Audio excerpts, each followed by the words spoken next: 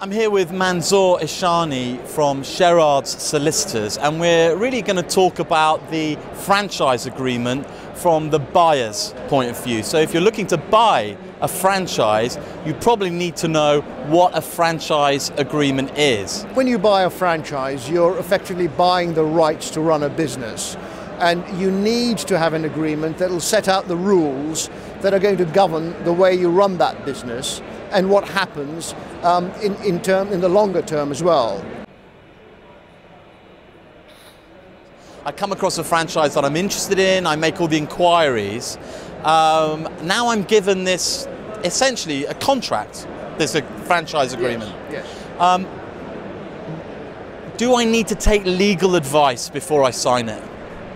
Oh, most definitely. The franchise contract is really quite a complex document because it pulls together various aspects of running the business, but it also, has within the contract certain rights which you need to see protected as a operator of the franchise business. You need to know that the brand that you're buying into is going to remain as valuable as it is on the day you bought it.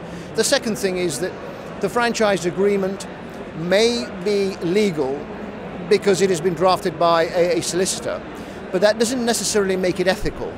And that's when the British Franchise Association comes in, because there is a code of ethics, and ethical franchisors will abide by this code of ethics. And the purpose of the code of ethics is really to make sure that franchises don't get ripped off, and agreements don't contain hidden clauses that could prove to be very expensive for the franchise buyer.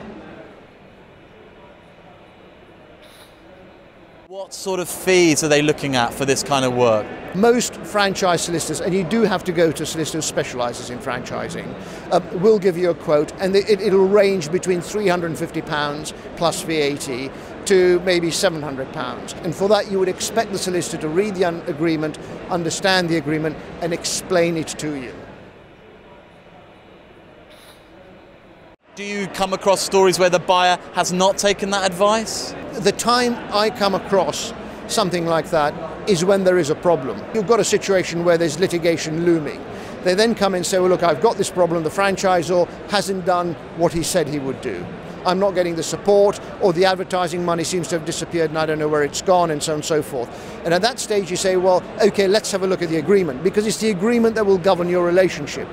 When I read the agreement, and if I find one or two things which I think perhaps shouldn't have been there, I say, well, did you ever get this reviewed? And they say no. What baffles me is that they're willing to spend £15,000 or £30,000 to buy a business concept, but they won't spend £300 or £400 on getting advice. But it does happen, yes. What are the 2 or 3 key franchise terms, the key terms of that contract that they really need to be focusing on? So if before you buy, during the initial stages, they say, well, look, Mr. Ishani, the franchise is going to cost you £20,000, but out of that, we're going to spend £3,000 on launching your business, you need to see that that is written in the agreement. Because the way these agreements are drafted, if it's not written in the agreement, it will not be binding.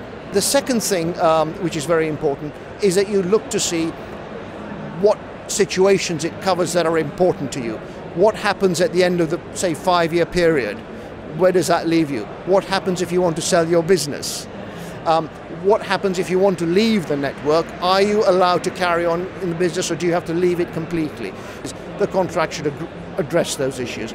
And I think finally I would say that it must contain the right for you to use the brand that you are buying into, and very important, it must say what the franchisor will do if somebody is using that brand without their consent. If a copycat operation springs up next door to you, is the franchisor obliged to protect you and take some action on that? Because that's what you're buying at the end of the day. Manzoor, thank you very much.